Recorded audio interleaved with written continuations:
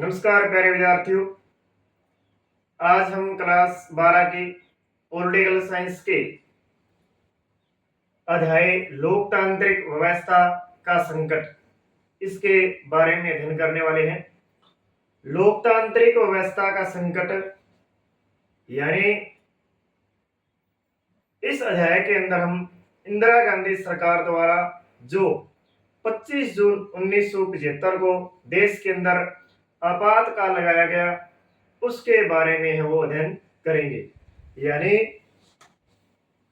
25 जून 1975 जो एक प्रकार से भारतीय लोकतंत्र पर काला धब्बा माना जाता है। यानी ऐसी क्या परिस्थितियां इंदिरा गांधी सरकार की रही जिन्होंने देश के अंदर आपातकाल यानी इमरजेंसी है वो लगाई। तो जैसा आप पिछले अध्याय के अंदर पढ़ चुके हैं कि 1971 में 5वें आम चुनाव हुए और इंदिरा गांधी की कांग्रेस पार्टी जो आर है वो पूर्ण बहुमत के साथ सत्ता के अंदर आई।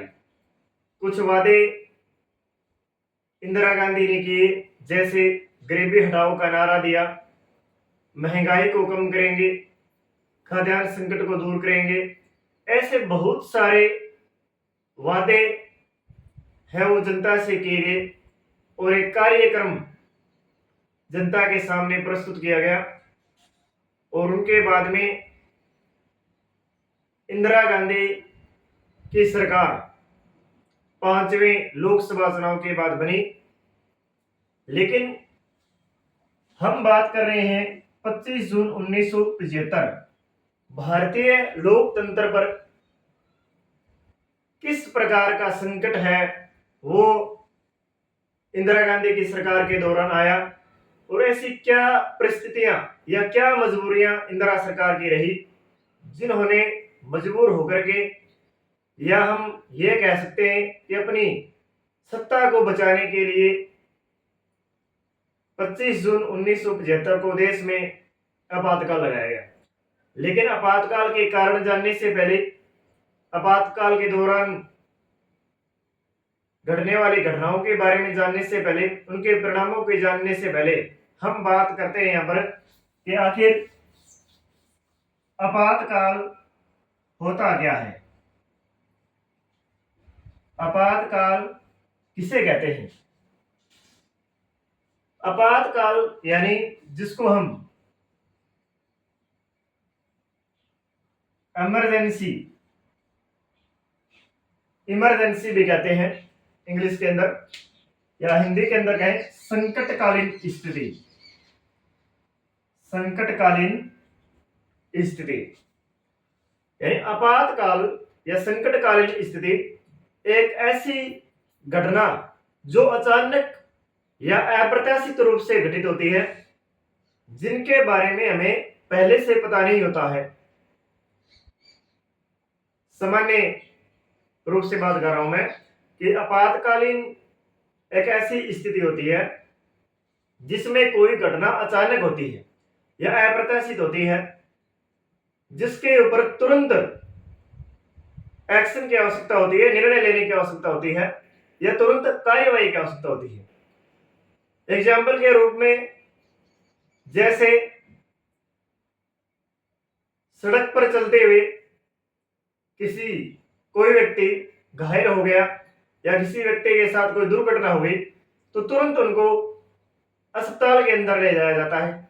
और आप देखते हो कि अस्पताल में एक अलग ही इमरजेंसी रूम या आपातकालीन रूम लिखा हुआ होता है और तुरंत उस व्यक्ति को वहां पर एडमिट किया जाता है। और भी उदाहरण ले सकते हैं, जैसे आप गाड़ी यानी ट्रेन के अंदर यात्रा करते हो या बसों के अंदर यात्रा करते हो, वहां पर एक अलग ही लिखा हुआ होता है आपातकालीन खिड़की या इमरजेंसी खिड़की।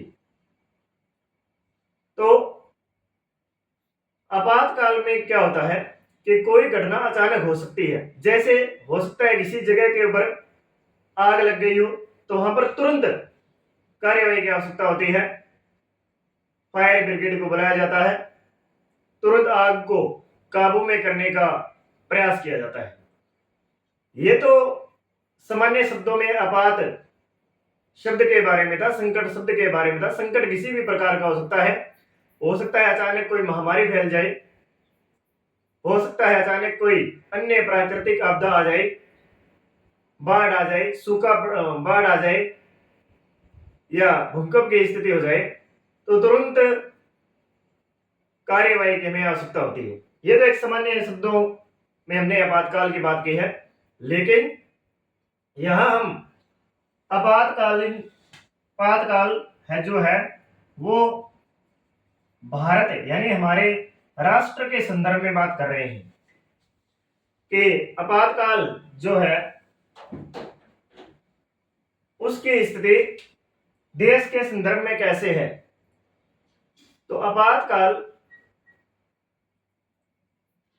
देश के अंदर अचानक देश की मतलब एकता, राष्ट्रीय एकता, हमारे देश की एकता, अखंडता, संप्रभुता की रक्षा के लिए कुछ शक्तियों का प्रावधान किया गया है भारतीय संविधान के अंदर, जिसे आपातकालीन शक्तियों के नाम से जाना जाता है, जिसमें देश की एकता, संप्रभुता और अखंडता की रक्षा के लिए हो सकता है देश के ऊपर कोई संकट आ जाए जिसमें तुरंत एक्शन की जरूरत हो, तो इसके लिए हमारे भारतीय संविधान इंडियन कॉन्स्टिट्यूशन में आपातकालीन शक्तियों का प्रावधान है वो किया गया है। आपातकालीन शक्तियां विद्यार्थियों भारत के राष्ट्रपति में निहित होती है, यानी आपातकालीन जो शक्तियां होती है वो भारतीय राष्ट्रपति के पास में होती है या भारत के राष्ट्रपति के पास में होती है। और आपातकालीन जो शक्तियां हैं या जो आपातकालीन स्थिति है या जो आपातकाल है वो 3 प्रकार से लगाया जा सकता है। तो अब मैं आपके सामने आपातकालीन अध्याय शुरू करने से पहले आपातकाल की एक सामान्य पृष्ठभूमि के बारे में बात करूंगा कि आपातकालीन जो प्रावधान है वो भारतीय संविधान के भाग 18 आर्टिकल 352 से 360, आर्टिकल 352 से 360 में इसका जिक्र किया गया है। राष्ट्रपति है वो 3 प्रकार से, कितने प्रकार से? 3 प्रकार से आपातकाल है वो लगा सकता है, जिसमें पहला है राष्ट्रीय आपातकाल। पहला क्या है? राष्ट्रीय आपातकाल। ये जो राष्ट्रीय आपातकाल होता है ये आर्टिकल 352 के तहत लगाया जाता है, जो इंदिरा सरकार ने 25 जून 1975 को लगाया था। वो ये था राष्ट्रीय आपातकाल जो आर्टिकल 352 के अकॉर्डिंग लगाया गया। ये क्यों लगाया जाता है? ये आंतरिक गड़बड़ी देश के अंदर, या अब इसकी जगह शब्द यूज किया जाता है सशस्त्र विद्रोह या युद्ध या फिर बाहरी आक्रमण, ऐसी स्थिति में आर्टिकल 352 लगाया जाता है। क्लियर? दूसरा जो है वो है राज्य आपातकाल। क्या है? राज्य आपातकाल आर्टिकल 356 के अकॉर्डिंग लगाया जाता है। अरे आप जानते हैं कि राज्य के अंदर मुख्य जो राज्यपाल होता है, अगर वह ये सूचना दे दे राष्ट्रपति को कि राज्य के अंदर जो कार्य है वो संविधान के अकॉर्डिंग नहीं हो रहा है, तो राज्यपाल की ऐसी सूचना के ऊपर जो राष्ट्रपति होता है वह राज्य के अंदर राष्ट्रपति शासन है वो लागू कर सकता है। इसके बाद में मैं बात करूं वित्तीय आपातकाल, जो आर्टिकल 360 360 के अनुसार लगाया जाता है। भारत की वित्तीय साख को खतरा हो तो ऐसी स्थिति में वित्तीय आपातकाल लगाया जाता है। तो राष्ट्रीय आपातकाल भी भारत के अंदर कई बार लग चुका है, जैसे भारत चीन युद्ध के समय, भारत पाक युद्ध के समय। राष्ट्रीय आपातकाल भी बहुत बार भारत के अंदर लग चुका है, जैसे राजस्थान के अंदर, पंजाब के अंदर, जम्मू कश्मीर के अंदर।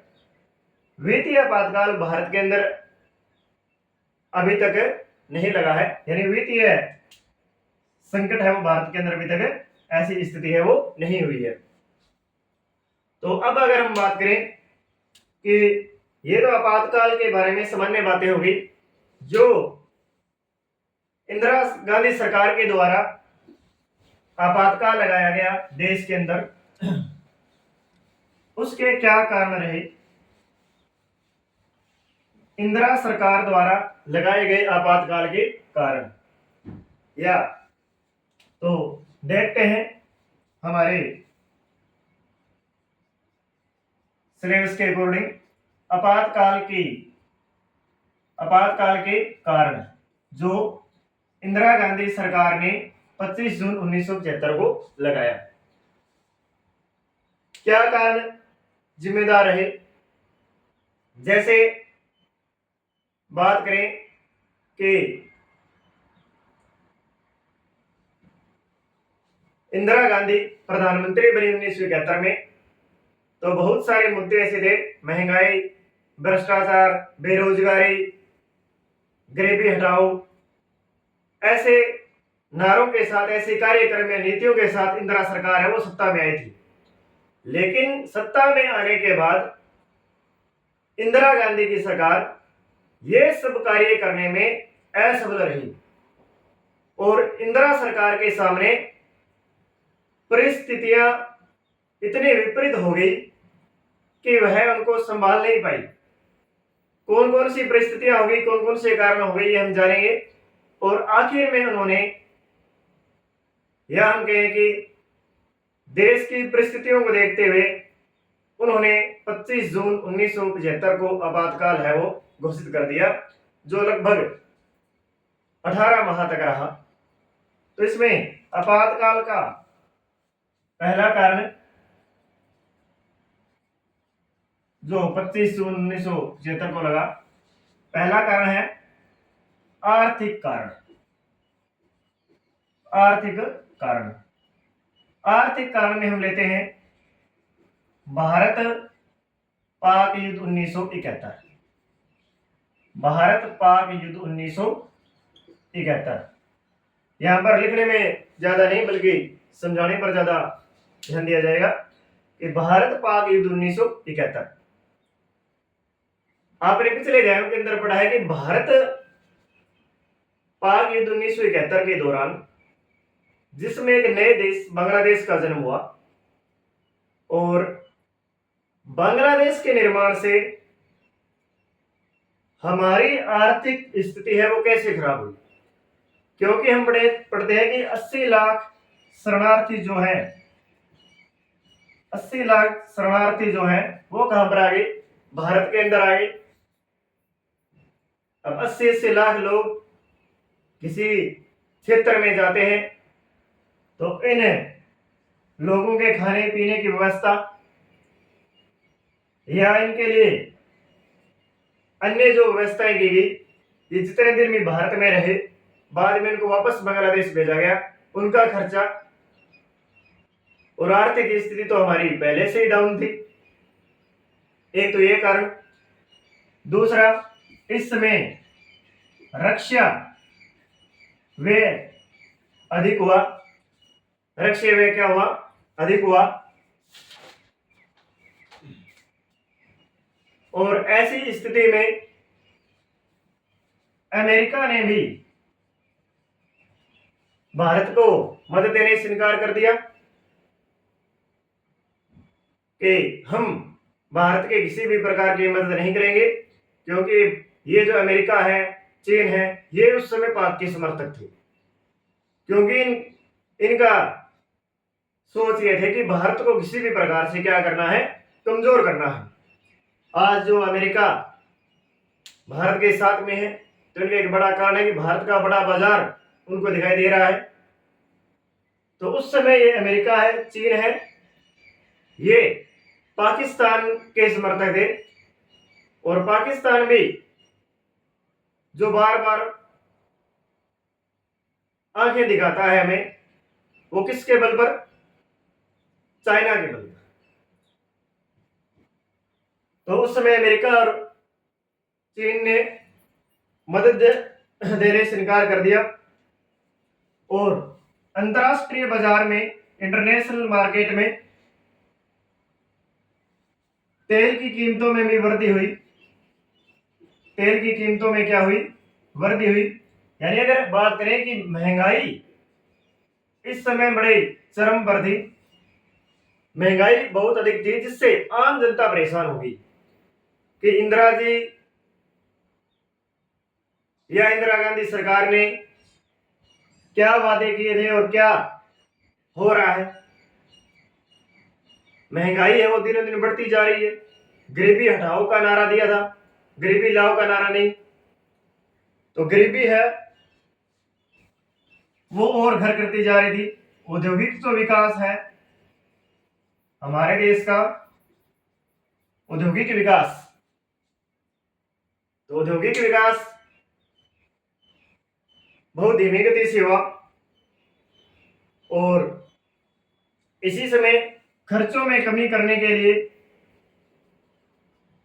खर्चों में कमी करने के लिए सरकारी कर्मचारियों के वेतन में भी कटौती की गई।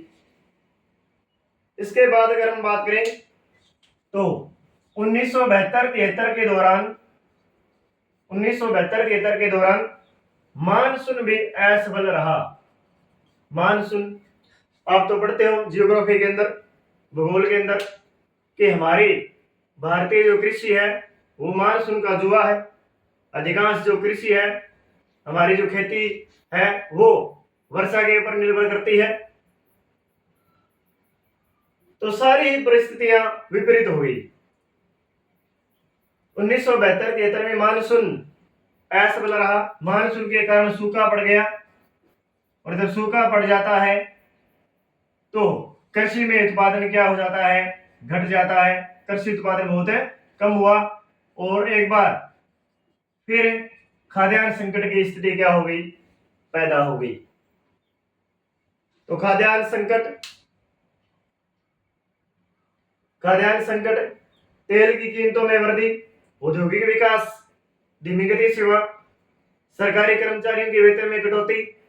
इससे मतलब क्या है कि आम जनता के साथ साथ लगभग जो जैसे सरकारी कर्मचारी हैं ये भी मतलब इंदिरा सरकार से परेशान हो चुके थे।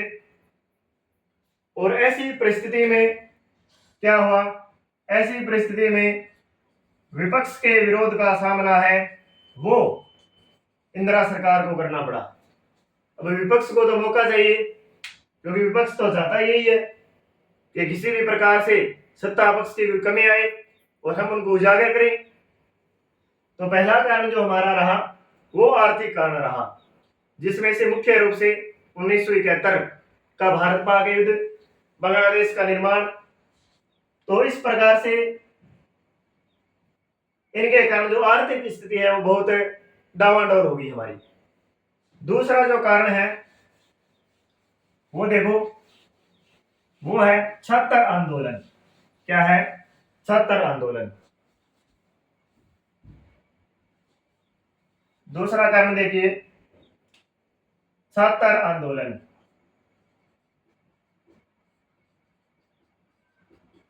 छात्र आंदोलन। अब जो कॉलेजों और यूनिवर्सिटी के जो छात्र हैं उन्होंने आंदोलन है वो शुरू कर दिए। क्यों छात्र आंदोलन क्यों शुरू हुए? महंगाई के खिलाफ, भ्रष्टाचार के खिलाफ। महंगाई, भ्रष्टाचार, बेरोजगारी या अन्य बहुत सारे ऐसे मुद्दे थे जिनके खिलाफ कॉलेज और यूनिवर्सिटी यानी महाविद्यालय और विश्वविद्यालयों के छात्रों ने कांग्रेस सरकार के खिलाफ आंदोलन खड़ा कर दिया। और कुछ ही दिनों में ये जो छात्र आंदोलन है वो एक राष्ट्रीय आंदोलन में बदल गई। कैसे? और दो मुख्य छात्र आंदोलन यहाँ पर हम पढ़ेंगे, एक तो गुजरात आंदोलन और एक बिहार आंदोलन। तो देखिए पहला जो है वो है गुजरात आंदोलन। गुजरात आंदोलन, गुजरात आंदोलन जनवरी 1974। गुजरात आंदोलन जनवरी 1974। गुजरात के अंदर क्या हुआ? गुजरात के अंदर छात्रों का जो विरोध है वो मतलब बड़े उच्च स्तर के ऊपर हुआ। अब गुजरात में यही मुद्दे जो मैंने आपको बताए हैं, महंगाई, भ्रष्टाचार, बेरोजगारी आदि मुद्दों को लेकर के आंदोलन है वो हुआ। और इन आंदोलन की अगुवाई है वो भी बड़े राजनीतिक नेता कर रहे थे। मोरारजी देसाई जैसे नेताओं की सपोर्ट है वो छात्रों के साथ में थी, मतलब सपोर्ट कर रहे थे मोरारजी देसाई जैसे नेता। और ऐसी परिस्थितियों को देखते हुए गुजरात के अंदर राष्ट्रपति शासन है वो लागू कर दिया, क्योंकि ये जो विरोध है, आंदोलन जो है वो बड़े जोर शोर से हुआ। ऐसी परिस्थिति में इंदिरा सरकार ने गुजरात के अंदर राष्ट्रपति शासन लागू कर दिया। राष्ट्रपति शासन लागू कर दिया तो आपको पता है कि सारी शक्तियां किसके हाथ में आ जाती है? केंद्र सरकार के हाथ में आ जाती है।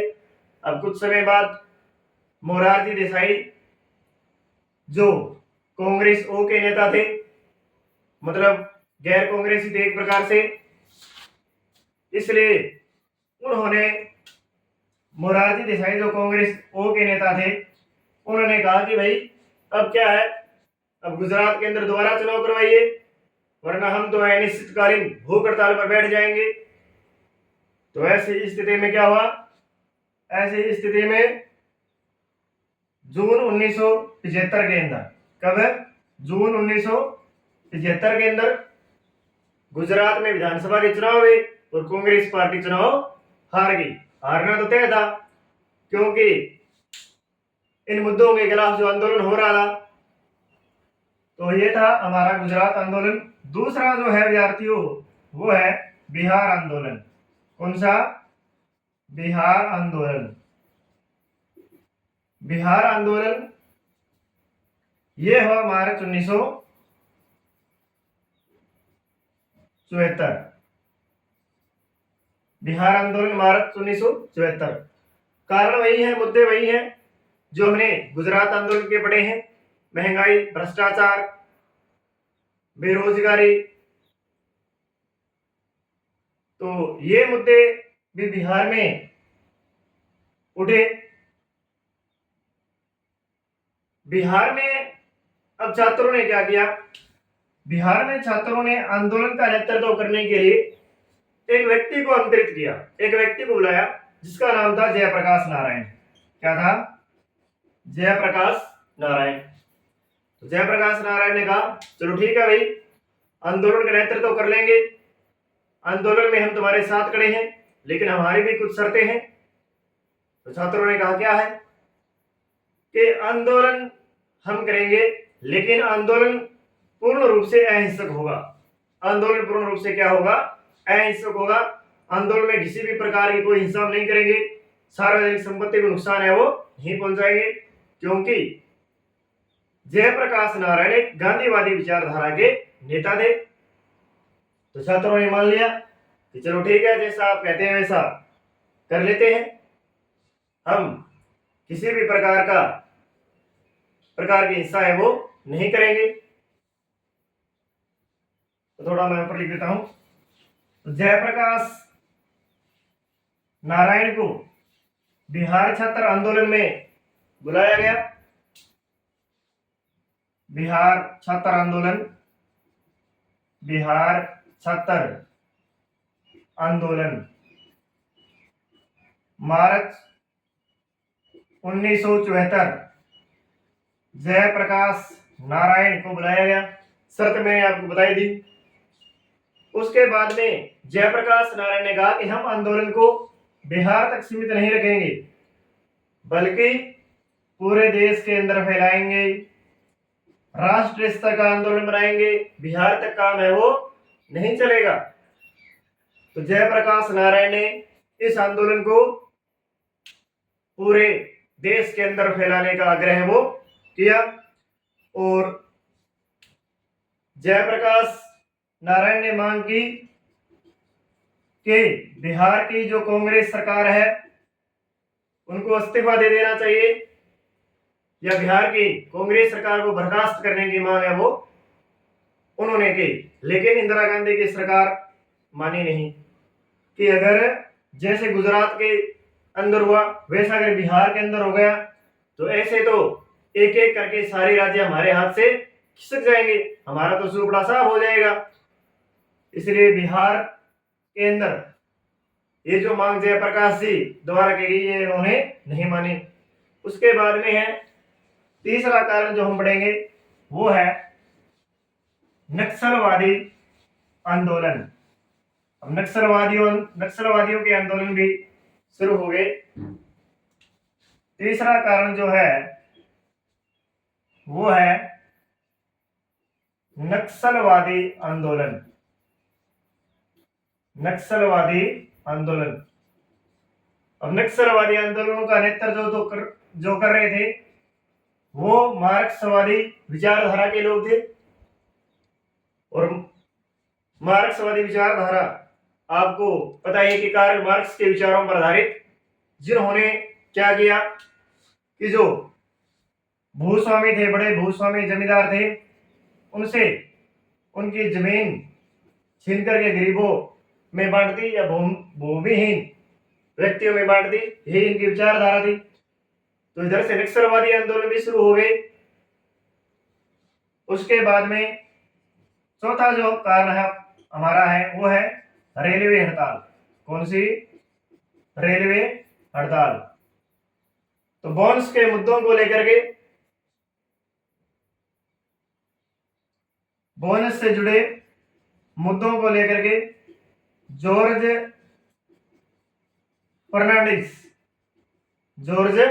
फर्नांडिस के नेतृत्व में रेलवे कर्मचारियों ने भी रेल हड़ताल कर दी। और जब आपको पता है कि यातायात के जब ये साधन ठप रहते हैं तो कितनी अव्यवस्था है वो देश के अंदर हो जाती है। और सरकार ने भी इनकी मांगों को गलत बताया कि रेलवे के कर्मचारियों की जो मांगे हैं वो एक प्रकार से गलत है, वो सही नहीं है। तो आपने देखा कि किस प्रकार से आर्थिक कारण जिम्मेदार रहे। फिर छात्र आंदोलन हमने पढ़े, नक्सलवादी आंदोलन हमने पढ़ा, रेलवे हड़ताल के बारे में हमने पढ़ा। ये जो मुख्य कारण है वो आपातकाल के रहे। और इन्हीं कारणों में से एक और बच रहा है वो है न्यायपालिका से संघर्ष। इधर ये तो कारण थे, आगे न्यायपालिका से भी सरकार है वो उलझी हुई थी। न्यायपालिका से भी सरकार है वो कुछ मुद्दों के ऊपर इनका संघर्ष था इंदिरा गांधी सरकार का। तो न्यायपालिका से जो संघर्ष है वो हम नेक्स्ट वीडियो के अंदर करेंगे। और आपातकालीन या संकटकालीन इनकी पृष्ठभूमि के बारे में मैंने बातें की। इंदिरा गांधी सरकार द्वारा जो 25 जून 1975 को लगाया गया आपातकालीन के कारणों के बारे में हमने पढ़ा। न्यायपालिका से संघर्ष भी एक प्रकार का आपातकाल कारण ही रहेगा। नेक्स्ट क्लास हम अगली वीडियो में करेंगे। Okay, thank you.